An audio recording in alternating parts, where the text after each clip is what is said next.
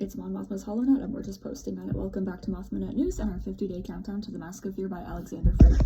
And today is day 30, and we're discussing Bloodline by Claudia Gray. This time, instead of Mon going through it, it's Leia. Still not great, because the only break Mon can catch is after leaving the Senate due to an undisclosed illness. Delightful. They worked her to death, probably.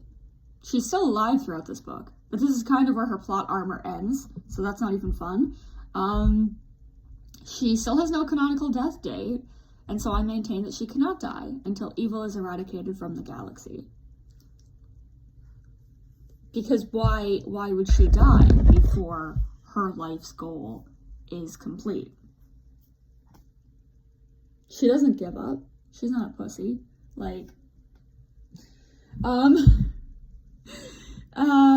Anyways, let me have this. Let me have this one. So Mon has left the Senate, and to all the people who thought her an ineffective chancellor, the Senate would hardly disagree with you on that one. She was able to get things done by bridging philosophical gaps and creating consensus, and Han and Leia do discuss that pretty much every chancellor since her has been useless. She was the good one. Why is my phone doing that? Anyways.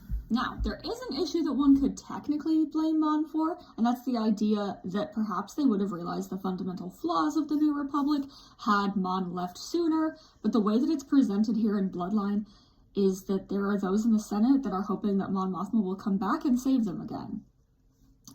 So I don't really think that they were very keen on the idea of her leaving at all.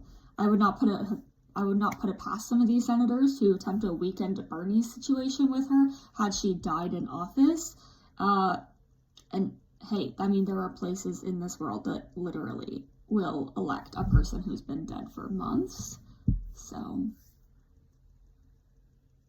and I'm pretty sure the Empire was one viewing away, like one viewing of Weekend at Bernie's away from trying to find Palpatine's body and doing that.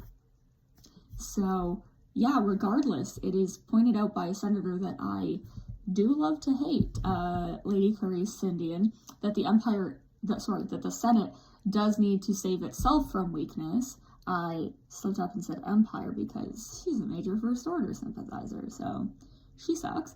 Yeah, I agree with her there, and I agree with the statement that the Senate has been ineffective since she left, because it's just very much falling apart around Leia. This is one of the few bipartisan issues within Bloodline, the fact that the Senate knows that they're ineffective, and both the centrists, people like Lady Clarice and Ransom Casterfo, yes, Claudia, I'm saying his name the way you told me to, even though it feels wrong.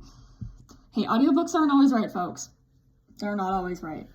And populists, like the folks that Leia is factioned with, agree on this fact. While the populists and centrists, there are the two factions of the Senate that formed following Mon leaving, and there's a lot that goes into these two factions, but essentially many of the centrists, especially the prominent ones, are actually helping the First Order covertly.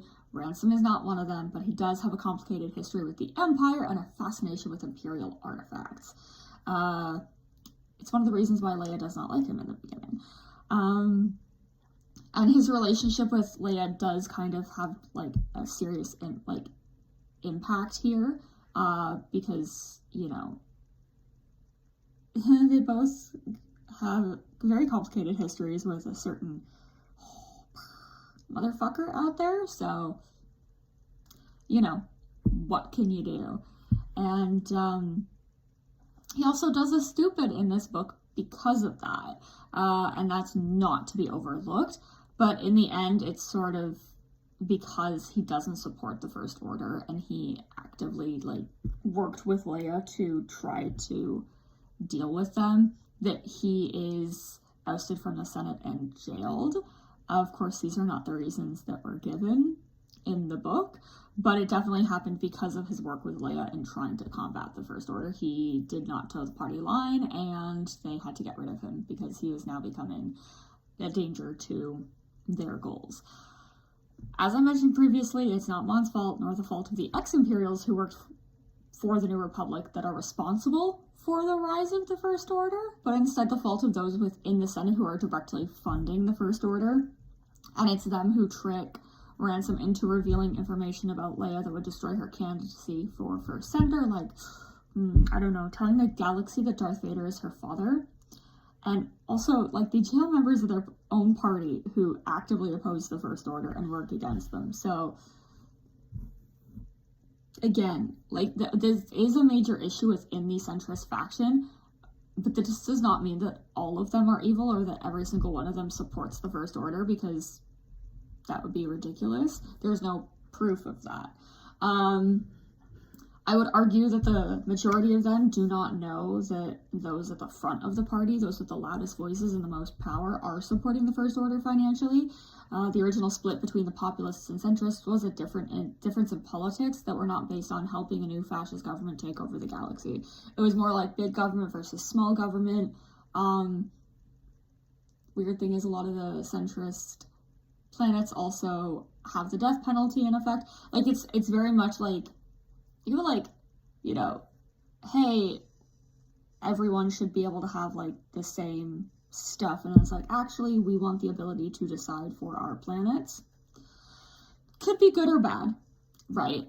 However, again, I tend to personally more align with Leia's side of the aisle, because I think that, you know, Mon is correct and Leia is correct. I personally think that Mon came back and was like, I'm sorry, you split my Senate into factions. She would align more if she had to choose with the populists. Personally, that's my opinion, because she's very much about, like, liberty for the entire galaxy. She would 100% oppose the death penalty. She's not that type of person, right? So just the way that it's been handled when looking at the characters that I rather closely align with, I'm like, okay, I feel like this is where I would fall on, like, this particular issue. Dissent is good for democracy. Fascism is not. Mon is not the problem with the Senate, though the issues within the New Republic may have been spotted sooner if she had left earlier, which she was likely prevented from doing because the Senate probably wouldn't let her. She went from hated by so many people during the Empire to them literally, like, being like, you can't leave us. Why are you abandoning us? During the New Republic. And guys, stop being so needy.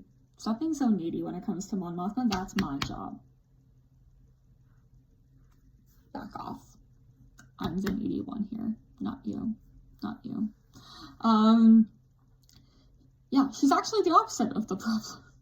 Let's please lay the blame at the feet of the politicians who actively supported the First Order and who earlier, when Mon was Chancellor, did not take threats of Imperial activity and the Imperial remnants seriously, and likely had a hand in preventing her from doing anything about it.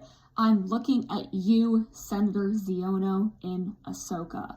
The only good thing you ever did was Father Kazuda, because he's never done anything wrong in his life. But you, Senator Xiono, you suck. Bite me. A key moment in Bloodline is when Leia is revealed to the galaxy to be Darth Vader's daughter. And some of her friends, the real ones, send their support along to her. A few of them knew, a few of them were just like, hey, that doesn't fucking matter to me. Like, you suffered at his hands, you suffered at the hands of the Empire, you know, various messages of support from people who loved her. She's still going through it, and Mon sends a message of support that also alludes to her knowing. It kind of feels like that parent or friend, when you come out, that's kind of like, oh, is this supposed to be news? I kind of already figured that out. I feel like most queer people have somebody like that in their lives. I certainly did. I mean, I can figure out how Mon figured it out, because, like, Leia's very much like, hey, Luke Skywalker is my brother, and she's like, okay, cool. And Mon lived through the Clone Wars. She worked with Padme. She met Anakin. We saw them at the same party in the Clone Wars a couple of times. Not in episodes where Mon speaks, but hey. She only spoke in 3 and had more than one line of dialogue in one of them. So, wonderful. And she saw the 2 of them together. She knew Padme was pregnant. She knew how old Leia was. And she was part of Leia's upbringing, or in one way or another. And she's very intelligent, and as Leia points out, Mon never let this knowledge sour their relationship at all. I just think it would have been like a very hilarious moment of deja vu, just for a moment of just a moment of Mom being like, shit, this girl is just like Padme. Oh.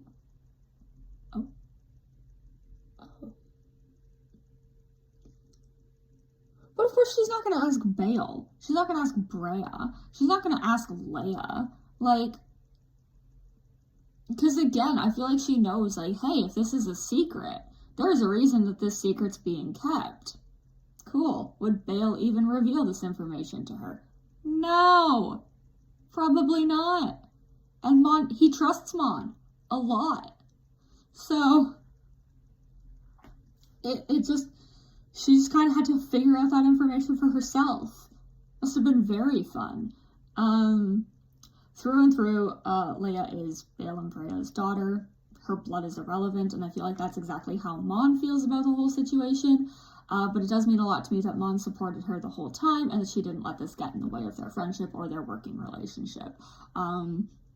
Because it can be easy for that to happen, and I think it would have been an active decision for Mon to not let it sour their relationship, and to not fear Leia the way that people fear Vader. And I think a big part of that had to be knowing Luke as well. So,